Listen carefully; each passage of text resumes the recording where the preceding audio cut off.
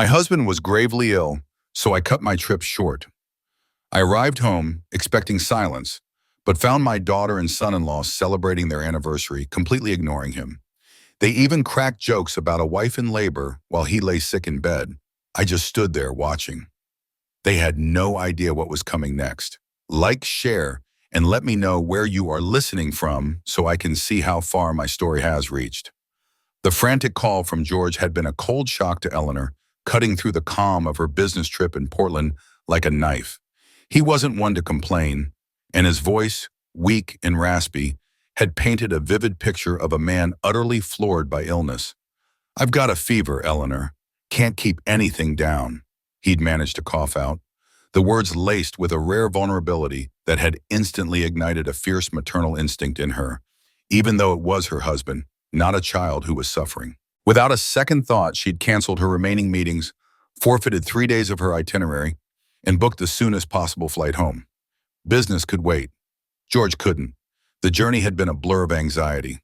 The plane felt too slow, the layover agonizingly long. Every minute away from him felt like an hour, each passing moment stretching her worry thinner. She'd pictured Cassandra, their 28-year-old daughter, a competent and usually caring woman, diligently looking after him.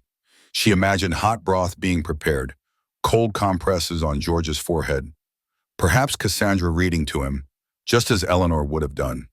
That was the comforting image she clung to as the taxi finally pulled up to their quiet suburban home just after 9 p.m. The house, dark save for a soft glow from the living room window, looked peaceful. She paid the driver, her heart still a tight knot of apprehension, but also a sliver of relief at finally being home. The moment her hand touched the doorknob, however, the silence of the street was shattered by a sound that made her freeze. Bright, carefree laughter, unmistakably Cassandra's, mixed with a deeper, masculine chuckle, spilled from inside the house. It was not the hushed, concerned murmur she had anticipated in a home with a sick man. It was loud, joyous, entirely out of place. A cold, tightening dread began to coil in her stomach, pushing aside her earlier anxieties about George's health, replacing it with a new, sharper unease. What on earth was going on? She let herself in quietly, the familiar click of the lock seeming deafening in the sudden stillness of her mind. Every step she took down the short hallway towards the living room was measured, her breath held. The scene that greeted her was not one of tender care or even quiet concern. There, sprawled on the pristine cream sofa she usually reserved for formal guests, were Cassandra and her husband Liam. The coffee table before them was laden with half-eaten takeout containers, a half-empty bottle of her good anniversary Chardonnay, and 2 wine glasses. Cassandra, in sweatpants and a t-shirt, was leaning against Liam, who had his arm casually draped around her. They were laughing, their faces flushed with mirth, clearly deep into some private joke, oblivious to the world, and apparently to the man lying sick in the next room. Liam, ever the insensitive buffoon in Eleanor's eyes, chose that precise moment to deliver the punchline to whatever story he was telling. "And I told her, honey, if I can survive that parking ticket, you can survive a little labor," he guffawed, nudging Cassandra. Her daughter dissolved into another fit of giggles, burying her face into Liam's shoulder, completely missing the blatant callousness of the remark. "It was their anniversary," Eleanor suddenly recalled with a fresh wave of disgust. Of course it was. And they were celebrating it as if her husband wasn't fighting a fever mere feet away. "Is that so?" Eleanor's voice, though not raised, cut through the bubble of mirth like a shard of ice. Her tone was carefully neutral, but laced with an undeniable edge that instantly silenced them. Their laughter died abruptly, replaced by startled gasps. Heads snapped up, eyes widening in a mixture of shock and dawning guilt. The carefree expressions instantly contorted into something akin to deer caught in headlights. "Mom, you're back early," Cassandra exclaimed, her voice a little too high-pitched, the remnants of her laughter still clinging to her words. "Why are you home so soon?" She scrambled upright, pushing away from Liam, her hand fluttering nervously towards her hair. Eleanor just stared at her daughter, her gaze unwavering. "George is sick, remember?" she replied, her voice flat, devoid of emotion, yet carrying the weight of all her unspoken accusations. That's why I came home. Liam, ever the awkward one, pushed himself up from the sofa, fumbling for some semblance of decorum. Eleanor, good to see you, he mumbled, a forced smile pasted on his face. But Eleanor didn't spare him a glance. Her focus was entirely on Cassandra. Where is your father, Cassandra? She demanded, the question hanging in the air, heavy with unspoken expectations. Cassandra avoided her mother's direct gaze, shifting her weight from one foot to the other. He's sleeping, Mom. His fever broke around dinner time, I think. He's been resting. She spoke quickly, almost defensively, the words tumbling out. Eleanor's eyes scanned the table again, taking in the 2 takeout boxes, 2 sets of chopsticks, 2 wine glasses. Only 2. No extra plate, no bowl of soup, no hint that a third, very sick person had been considered in their dinner plans. Did you give him any medicine or something to eat? She pressed, her voice unwavering. Cassandra waved a dismissive hand. Oh, he wasn't hungry, Mom. He said he just wanted to sleep it off. I checked on him, really. But Eleanor knew that tone, that slight curl of the lip, the bored, defiant glint in Cassandra's eyes. It was the familiar tell, a warning sign that her daughter was either fabricating the truth or, at best, grossly minimizing it. The look of a child caught in a minor infraction, not a responsible adult who should have been caring for her ailing father. Without another word, Eleanor turned on her heel. The bedroom door, George's sanctuary, beckoned. Mom, really, he's fine. Don't wake him up, Cassandra called after her, a last-ditch effort to keep her from seeing the truth. But Eleanor didn't pause, didn't even acknowledge the protest. The knot in her stomach tightened further, twisting into a hard, cold ball of dread. She had to see George. She had to know. Eleanor pushed open the bedroom door, her heart hammering against her ribs. The faint light from the hallway spilled into the room, revealing a scene that instantly confirmed her worst fears. George lay sprawled on their king-size bed, tangled in the damp, rumpled sheets. The air in the room was stale, heavy with the faint, sickly sweet scent of fevered perspiration. He was still wearing the same faded blue pajamas he had had on when she left for Portland 3 days ago. 3 days. The realization hit her with the force of a physical blow. Cassandra hadn't even bothered to change his sheets or his clothes. His face was a disturbing mosaic of color. A fiery flush across his cheeks contrasted sharply with the ghostly pallor of his lips. His usually robust chest rose and fell too rapidly, each breath shallow and strained. He looked utterly diminished, a stark shadow of the vital man she knew. Her gaze swept over the nightstand beside him. A glass of water, pristine and untouched, stood next to a stack of books he hadn't had the energy to open. The pill organizer she had meticulously filled before her trip, a 7-day dispenser labeled clearly, sat there too, glaringly untouched. Tuesday's compartment, filled with his daily medications, remained full. Wednesdays, Thursdays, all of them were precisely as she had left them. Not a single pill had been administered. A whimper escaped her lips, a sound she barely recognized as her own. She approached the bed cautiously, her shoes making no sound on the plush carpet. George, she whispered, her voice thick with a sudden rush of tears. He stirred, a slow, laborious movement. His eyelids fluttered open, revealing eyes that were unfocused, hazy with fever. He blinked several times, trying to bring her into focus. A flicker of surprise crossed his face. Eleanor, you're home. His voice was barely a croak, raw and raspy. Eleanor reached out, her hand trembling slightly, and pressed it against his forehead. She gasped, a sharp, involuntary intake of breath. The heat radiating from him was intense, alarming, like touching a hot plate. It was far more than just a regular fever. George, your fever is terrible. How long has it been this high? She asked, her voice laced with urgency. He managed a weak shake of his head. I don't know, love. Haven't taken my temperature since Tuesday. Maybe Wednesday morning. Cassandra said it wasn't worth worrying about. Said I just needed to ride it out. He coughed, a dry, painful sound that rattled his whole body. Eleanor's heart constricted with a mix of despair and white-hot anger. Not worth worrying about? She repeated, the words tasting bitter in her mouth. Did she give you anything to eat? Anything at all? He shifted slightly, trying to get comfortable, but failing. Crackers, he murmured, his gaze drifting away. This morning, she said it was enough for someone with stomach problems. Crackers, for a man with a raging fever and unable to keep anything down. Eleanor felt a surge of nausea. Her own daughter, the one George had poured his heart and soul into raising, had left him to rot.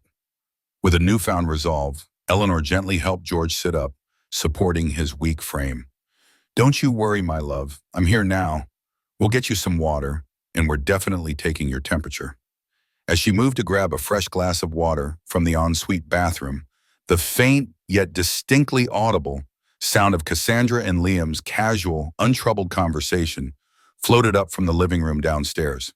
Their easy chatter, punctuated by soft bursts of laughter, was no longer just annoying. It felt like nails on a chalkboard, scraping against the raw edges of Eleanor's frayed nerves. How could they be so utterly unconcerned?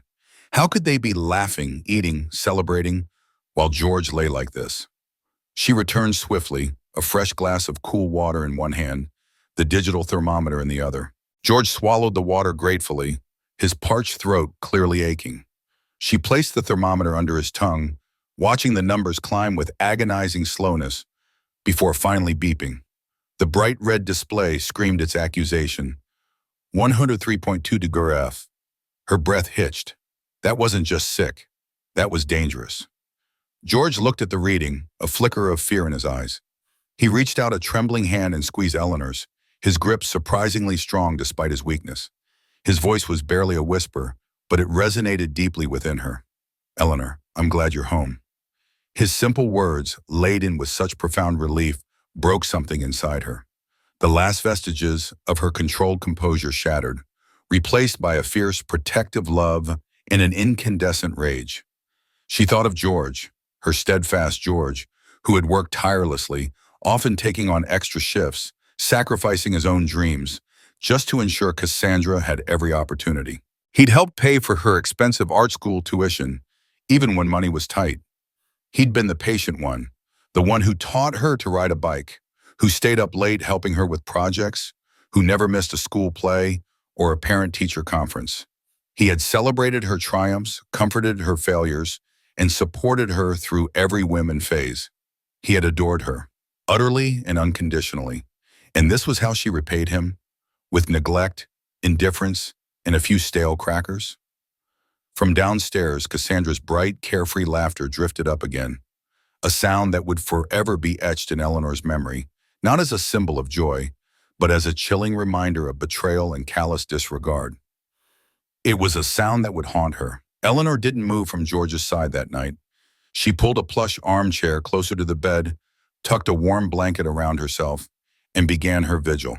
Every hour she roused him, offering sips of water, gently wiping his fevered brow with a cool cloth.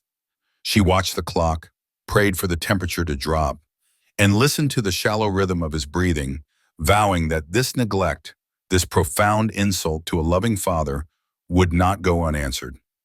The first light of dawn brought a fragile sense of relief to Eleanor. George's fever had finally broken, his skin now merely warm to the touch instead of searing hot. He was sleeping more peacefully, his breathing steadier, less strained. Exhausted, Eleanor had dozed in the armchair, waking with a crick in her neck, but a flicker of hope in her heart. She'd stayed by his side, hydrating him hourly, gently wiping his face, a silent sentinel against the darkness of his illness. Not once throughout the long, arduous night had Cassandra's footsteps approached the bedroom door. Not once had she heard a whisper of concern, a quiet check-in. The house had remained silent, save for George's labored breathing and Eleanor's watchful presence. As the sun climbed higher, casting soft golden stripes across the bedroom floor, Eleanor heard movement from the kitchen downstairs. The rhythmic grinding of coffee beans, followed by the familiar hiss of the espresso machine, signaled Cassandra's awakening. Eleanor rose stiffly, smoothing her rumpled clothes, and made her way down the stairs. She found Cassandra in the kitchen, casually perched on one of the high stools at the island, scrolling idly through her phone. A freshly brewed cup of coffee steamed beside her, and a half-eaten piece of toast lay on a plate. She looked utterly refreshed, her hair perfectly tousled, a faint glow to her skin. To add insult to injury, she was wearing Eleanor's favorite silk dressing gown, a luxurious garment Eleanor usually reserved for special occasions. It was the picture of relaxed self-indulgence. Cassandra glanced up, her eyes still hazy with sleep, but quickly clearing as she registered Eleanor's presence. "Morning, Mom," she said, her tone light, almost breezy as if she were asking about the weather. "How's Dad doing?" Eleanor's jaw tightened. The casualness of the question, delivered with such an air of detachment, after everything, struck her like a slap. "His fever broke," Eleanor stated, her voice clipped, barely concealing the ice beneath. "No thanks to anyone else." Cassandra paused her scrolling, a faint frown creasing her brow. "What's that supposed to mean?" she asked, her voice tinged with a defensive edge. Her eyes flickered towards the sink, then back to her phone, a telltale sign that she was fully aware of what Eleanor was about to address. Eleanor's gaze followed Cassandra's, settling on the sight that confirmed her suspicions. Stacked haphazardly in the sink were the dirty dishes from last night's takeout dinner. Two empty containers, crusted with remnants of food, and the two wine glasses still stained with the anniversary Chardonnay. Next to them, an empty wine bottle lay on its side, a testament to their carefree celebration. The sight of it, stark against the otherwise clean kitchen, was a fresh wound. "It means," Eleanor began, her voice low and steady, "that I found your father in a state of utter neglect. It means I found him wearing the same pajamas from 3 days ago, tangled in damp sheets, with a raging fever of 103.2 degrees, and not a single one of his medications taken." She gestured pointedly towards the untouched pill organizer on the counter. "It means you were too busy enjoying your anniversary dinner with Liam, drinking my Chardonnay, to even bother checking on him properly." Cassandra sighed dramatically, rolling her eyes with an exaggerated air of exasperation. "Oh, Mom, come on! He said he wasn't hungry, and he said he could take his own pills. He's an adult, not a baby.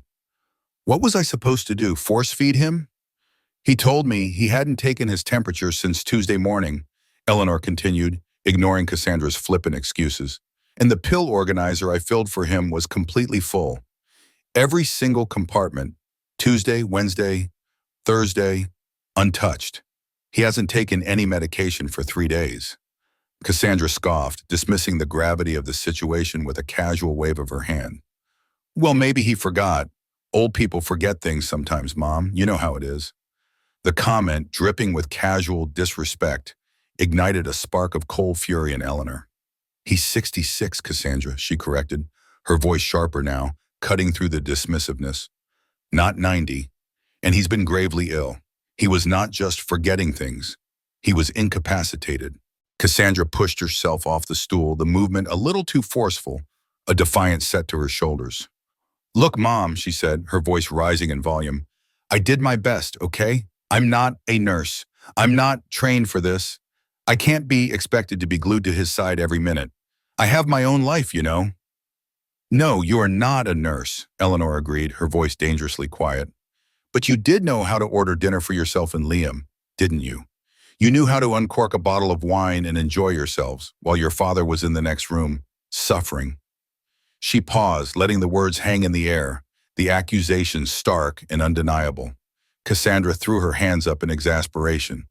"I've been here for 3 days, Mom. 3 days taking care of someone else. It's exhausting, you know. Being responsible for someone else is a lot of work."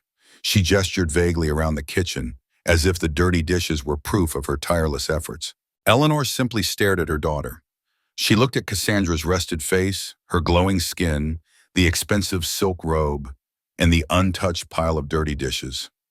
She heard the whining, self-pitying tone in her voice, and she felt something cold and hard settle deep in her chest.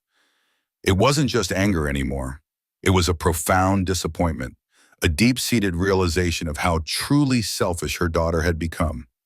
The girl George had sacrificed so much for, the daughter she had loved so fiercely, was a stranger.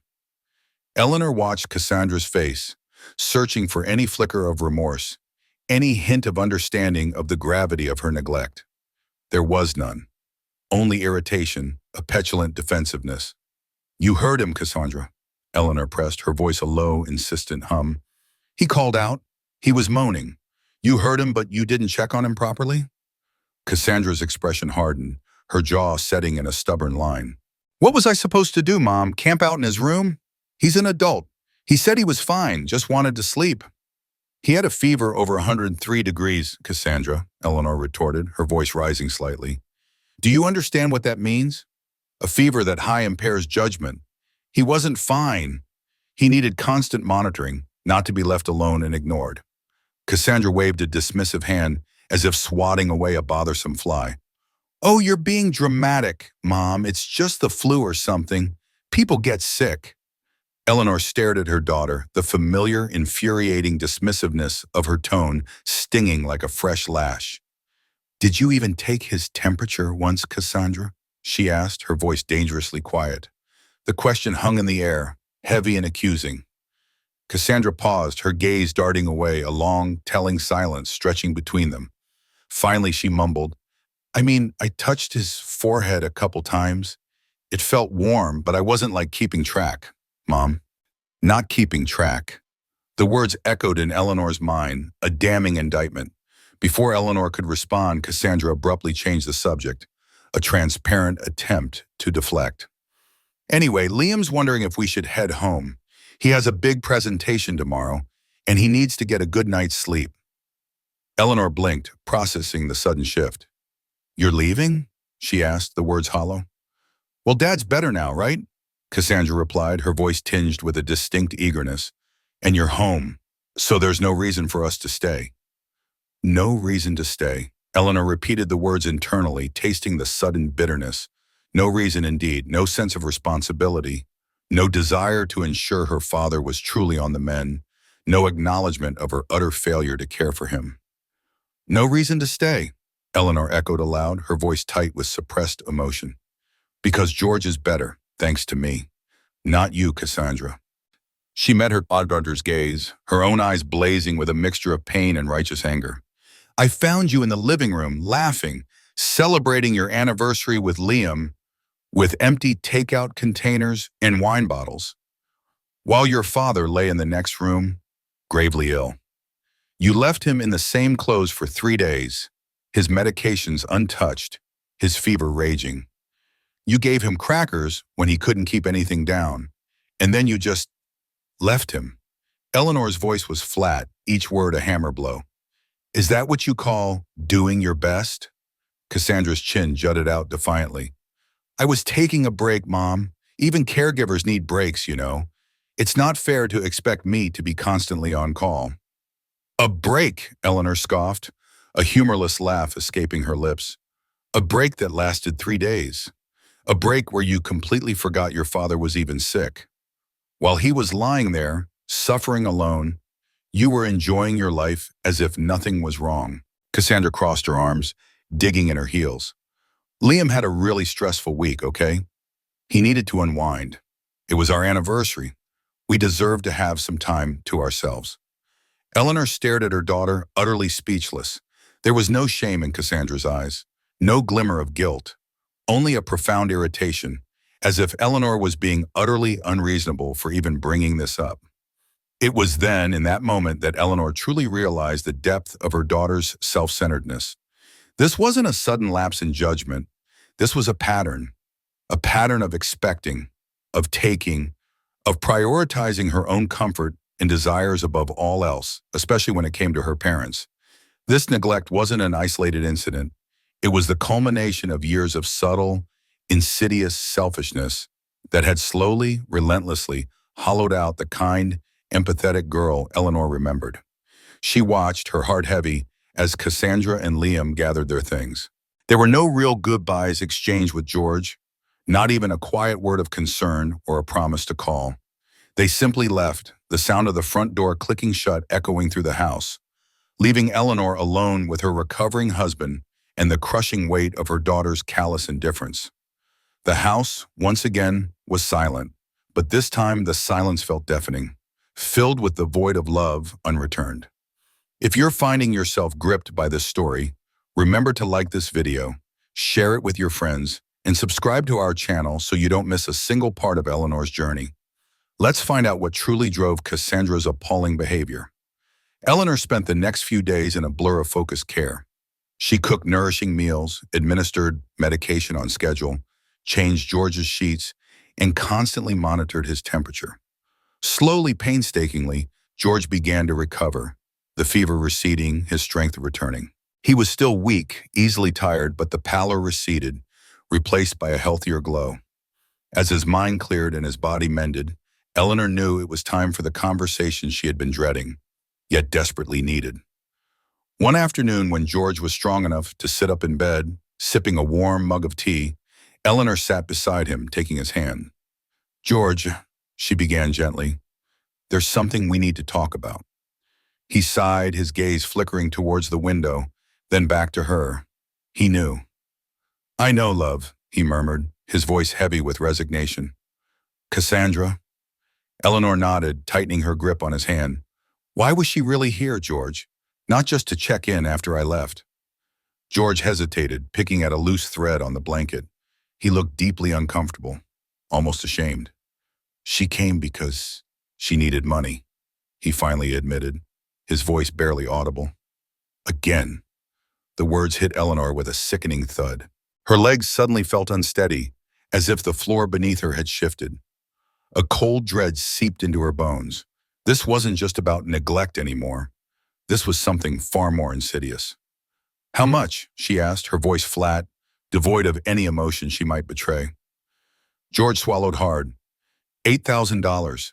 She said Liam had lost his job a couple of months ago, and they were really struggling. Behind on their mortgage, car payments, bills piling up. $8,000. Eleanor's mind reeled. She pictured Liam, casually lounging on her sofa, wearing that expensive-looking watch, the one with the heavy gold casing she'd noticed. She recalled Cassandra's latest designer purse, a brand Eleanor herself would never splurge on, casually slung over her shoulder just yesterday. Claims of financial distress, indeed. How did that reconcile with their outward displays of luxury? "You gave her $8,000? Eleanor repeated, the incredulity in her voice barely contained. George nodded, his eyes filled with a weary sadness. "She came over Monday morning, before I even started feeling properly ill. She spun this whole story about how desperate they were, said she'd stay and help out while you were gone there, and help with the house, keep an eye on things, if I could just help them out with this one big payment." He looked at Eleanor, a raw plea for understanding in his eyes. "I just wanted to help her, Eleanor. She's our daughter." The realization slammed into Eleanor with the force of a physical blow. Cassandra hadn't come to care for her father out of love or duty. She had come because she had been paid to. $8,000. She had negotiated payment to care for her sick father, taken the money, and then abandoned him to his suffering, only to celebrate her anniversary with Liam, oblivious to the man she was supposed to be looking after.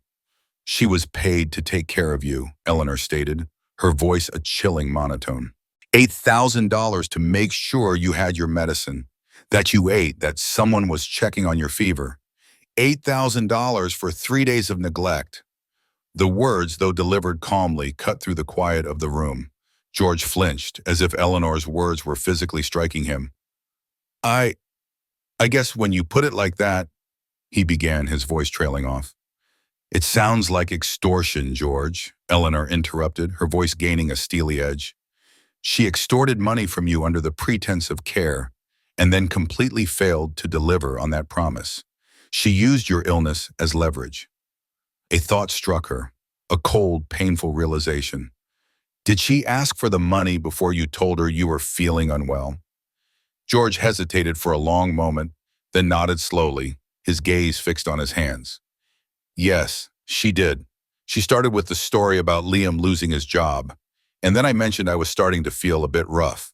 Eleanor closed her eyes, a wave of nausea washing over her. The calculated nature of it, the cold manipulation, was breathtaking. This wasn't the first time either. She thought back, her memory suddenly sharper, clearer. "George," she said, opening her eyes, her gaze fixed on him. "Do you remember the time she needed $1,500 for emergency car repairs? Or the $2,200 for unexpected medical bills? Or the $3,500 for that urgent business opportunity Liam had?" George looked away, guilt etched across his face. "I didn't track it, Eleanor. She's our daughter." "I know she's our daughter," Eleanor snapped, the controlled calm finally cracking. But do you know how much that adds up to, George? 8,000 for this, plus the 1,500, the 2,200, the 3,500. That's $14,000, George.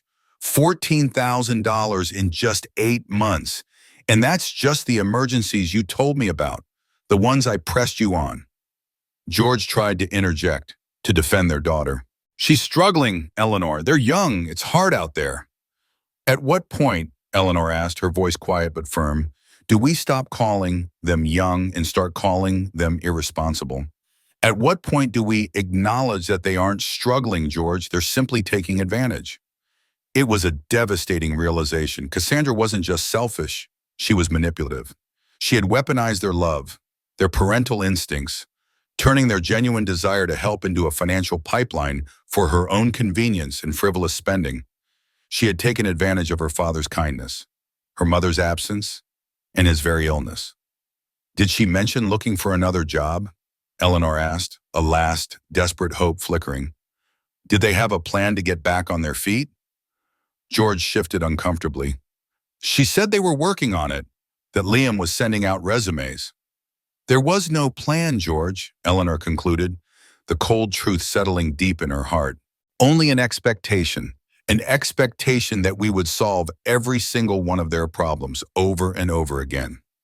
Eleanor looked at George, his face etched with pain and regret, and her earlier anger morphed into a deeper, colder resolve. She isn't stupid, George, Eleanor stated, her voice devoid of any warmth. She knows how to care for someone. She knows when someone is truly sick. She's not ignorant. She's selfish. The words hung in the air, undeniable and stark. You could have ended up in the hospital because of her, George. Or worse. George closed his eyes, a shudder running through him. I know, he whispered, his voice cracking. She's always been a little self-centered, hasn't she? We always just thought she'd grow out of it. We thought when it really mattered that she'd step up, that she'd be different. He opened his eyes, meeting Eleanor's gaze. But she wasn't. Then George delivered another blow, a horrifying detail that made Eleanor's blood run cold. Tuesday night, he began, his voice barely a murmur. I was really out of it. Delirious, I think. I remember calling out for help. My throat was so dry. I just wanted water. He paused, taking a shaky breath. I heard her. She was telling Liam I was being dramatic, that I was just exaggerating to get attention.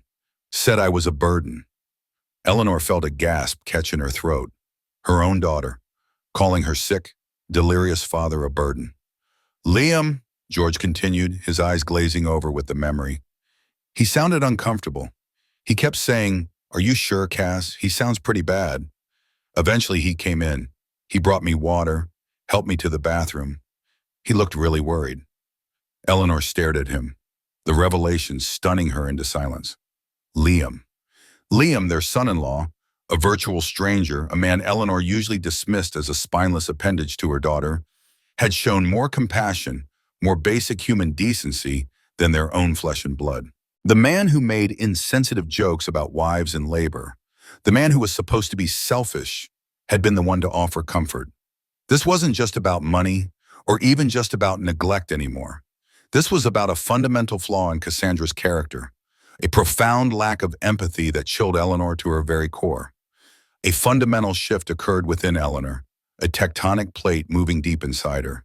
The old excuses, the ingrained patterns of enabling, the endless well of parental love, it all cracked and crumbled. This was about character, not just money. This was about the kind of person Cassandra had become. We can't keep doing this, George, Eleanor declared, her voice firm, resolute. We cannot keep enabling her.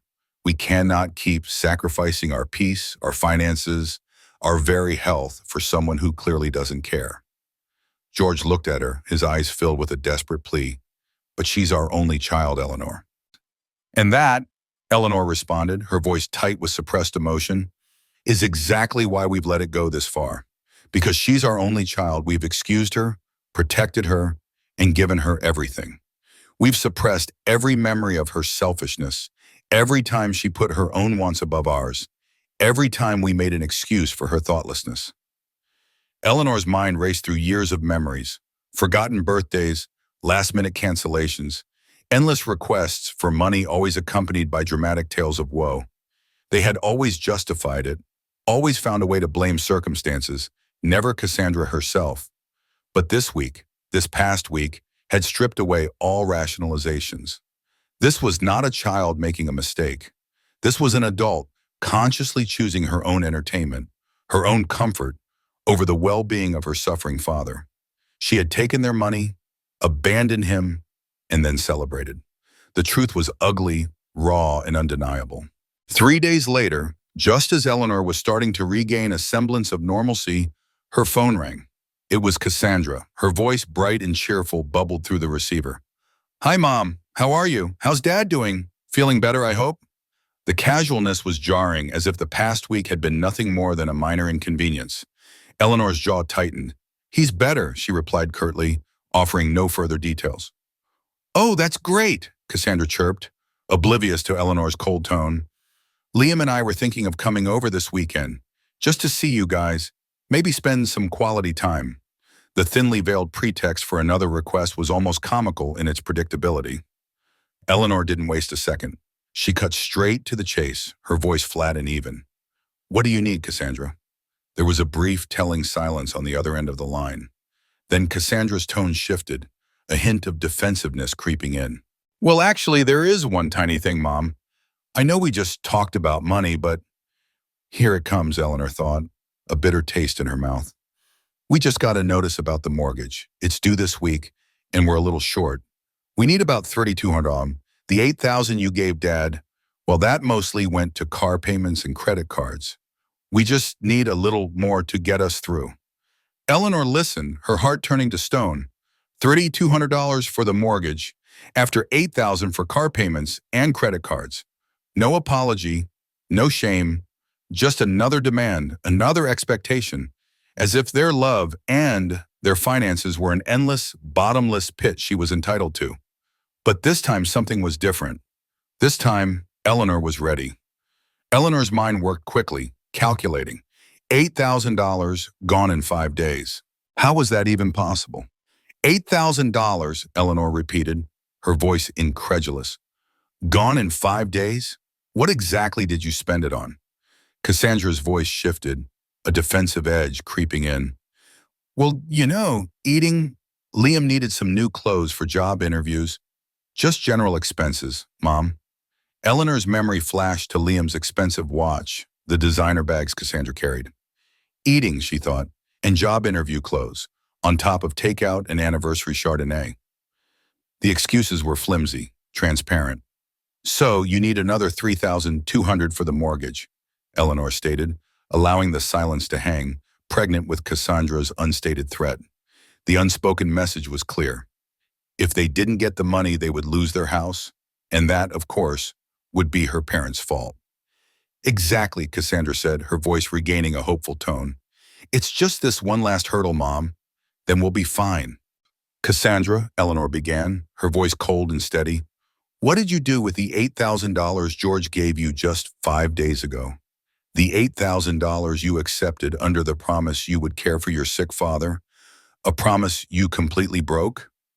The question caught Cassandra off guard. Her cheerful tone vanished, replaced by a sharp defensiveness. "What are you talking about? I was there. I stayed for 3 days. I checked on him." "You were there," Eleanor countered, her voice unwavering, "drinking my wine and eating takeout with Liam, while your father lay delirious in the next room needing water and medicine. You left him for 3 days without his medication, without proper food, with a dangerously high fever, and then you celebrated your anniversary as if nothing was wrong. You heard him calling out for help, and you told Liam he was being dramatic." Cassandra gasped, a theatrical sound of indignation. "Mom, you're making it sound like some kind of business transaction, like I was paid to babysit." "Because from where I stand, Cassandra," Eleanor replied, each word measured and precise, "it looks exactly like you extorted money from your sick father under false pretenses and then abandoned him. It looks like a business transaction that you failed to deliver on." A beat of stunned silence, then Cassandra's indignation erupted into hostile anger. You know what, Mom? It's not like you and Dad can't afford it. You're always going on fancy trips. You have this big house. Your retirement funds are huge. What's a few $1,000s to you? Eleanor felt a cold calm settle over her. This was it, the moment of truth. Actually, Cassandra, she stated firmly, we can't afford it. We are 64 and 66 years old. We need to be thinking about our retirement, about our own future, about potential medical expenses. We cannot afford to be funding your lifestyle, which frankly, you live beyond your means. Lifestyle, Cassandra scoffed, her voice dripping with derision. We're struggling, Mom. We're not living a lifestyle. We're trying to keep a roof over our heads. Liam lost his job. Then perhaps you should consider downsizing, Eleanor suggested, her voice steady. Sell the expensive car, move to a smaller apartment, cut back on the designer clothes and the takeout. Get real jobs, both of you, and live within your means. We deserve to live comfortably, Cassandra wailed, a sense of aggrieved entitlement in her voice. We've worked hard. We shouldn't have to live like paupers. Worked hard at what, Cassandra? Eleanor pressed, her patience wearing thin.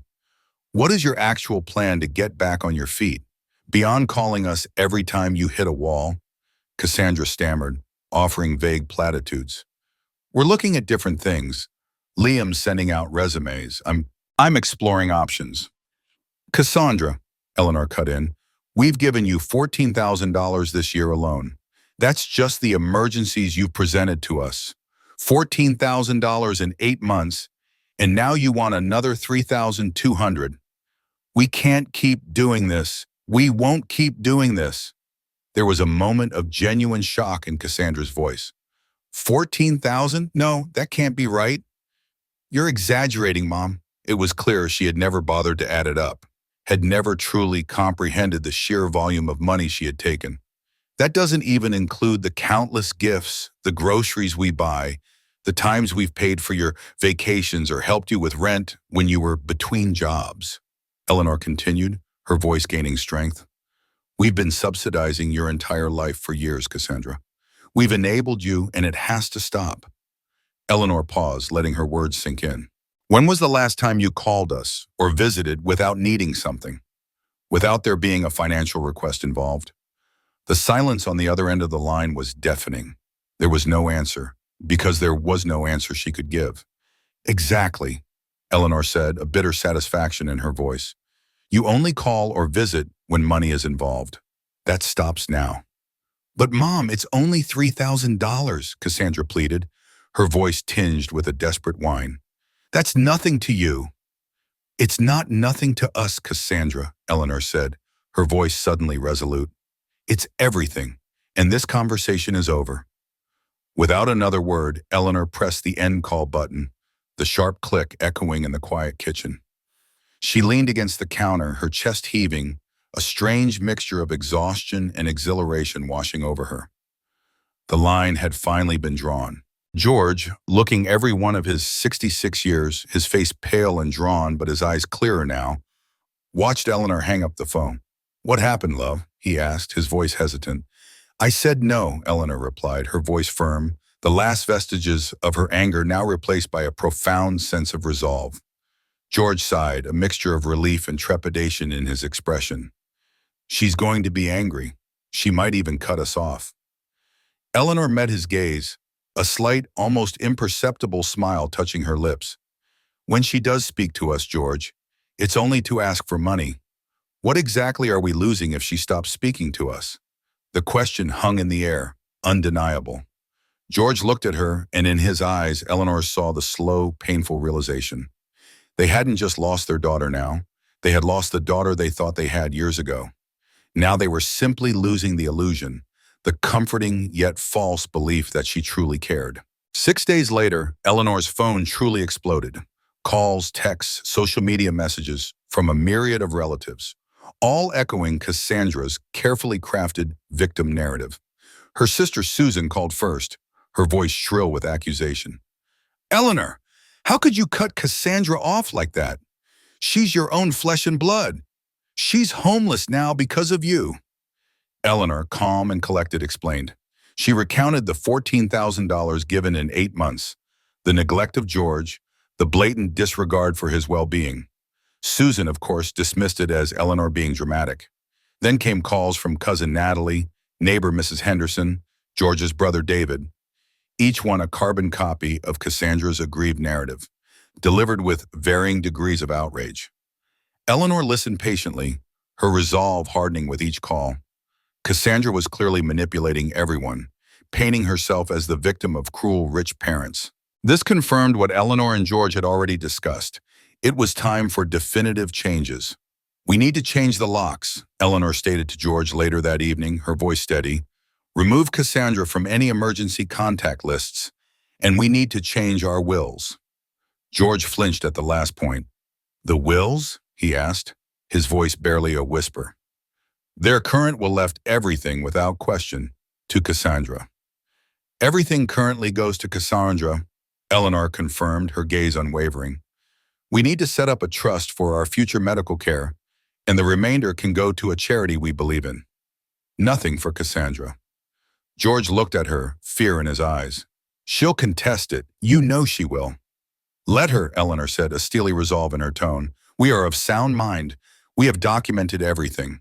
We will explain our reasoning, and we will not be held hostage by her sense of entitlement any longer." She had already taken the first step. "I called Attorney Hayes this morning. We have an appointment for tomorrow." The next day, Eleanor and George sat across from Attorney Hayes, a kind, understanding woman who had handled their affairs for years. They laid out the full, heartbreaking story: the neglect, the financial exploitation, the emotional manipulation. Hayes listened gravely, taking meticulous notes. She confirmed they understood the implications of disinheriting their only child, the potential for a bitter legal battle. "Cassandra views us as a funding source," Eleanor stated, her voice clear and firm. "We will not reward that behavior. We will not allow her to bankrupt us, either emotionally or financially, for a love that isn't genuine." They walked out of Attorney Hayes' office, feeling lighter, as if a great weight had been lifted from their shoulders. The legal steps were in motion. The locksmith arrived that afternoon, replacing every lock in the house, a symbolic gesture that transformed their home from an open access point into a sanctuary once more. George admitted he kept waiting for the phone to ring, for Cassandra's familiar, demanding tone. "You don't have to answer," Eleanor reminded him gently. "You don't owe her anything." A few days later, a text message arrived from Cassandra. "Thanks for nothing, Mom and Dad. I lost my house because of you. Now I'm stuck living in Liam's parents' basement. Hope you're happy." Eleanor simply deleted the message. She understood now, the difference between love and enablement. 8 months passed in blessed silence. Eleanor and George filled the void left by Cassandra's demands with their own lives. They traveled to places they had always dreamed of visiting, renovated parts of their home, pursued hobbies they had long neglected. George admitted he still missed the daughter I thought she was, but emphatically added, not the actual Cassandra. One afternoon, Cassandra appeared at their door, unannounced and desperate. Her eyes were red, her hair disheveled. "Mom, Dad, you have to help me. Liam's in the hospital. Minor accident. We don't have enough money for the deductibles." Eleanor looked at her daughter, her face calm and unyielding. "You are trespassing, Cassandra. You are not welcome here. If you don't leave immediately, I will call the police." Cassandra stared, her jaw dropping. "You wouldn't?" "Try me," Eleanor said, reaching for her phone. Cassandra hesitated, then turned, her voice filled with a venomous threat as she walked away. "Fine, but don't come crying to me someday when you need help. I won't be there." Eleanor watched her go, a profound sense of peace washing over her. She felt completely free. 6 months after that, a glossy birthday invitation arrived in the mail. Cassandra's 30th. A gift registry was prominently displayed. Eleanor and George politely declined, sending no gift. They later learned from distant relatives that Cassandra's party had been sparsely attended. It seemed others, too, had grown tired of her endless demands and self-serving behavior. 2 years later, Eleanor reflected on the life she and George had built. The peace was palpable, their marriage stronger than ever, their finances secure. They continued to travel, to enjoy their hobbies, to live without the constant weight of Cassandra's expectations. Love, Eleanor concluded, didn't require sacrificing dignity and security.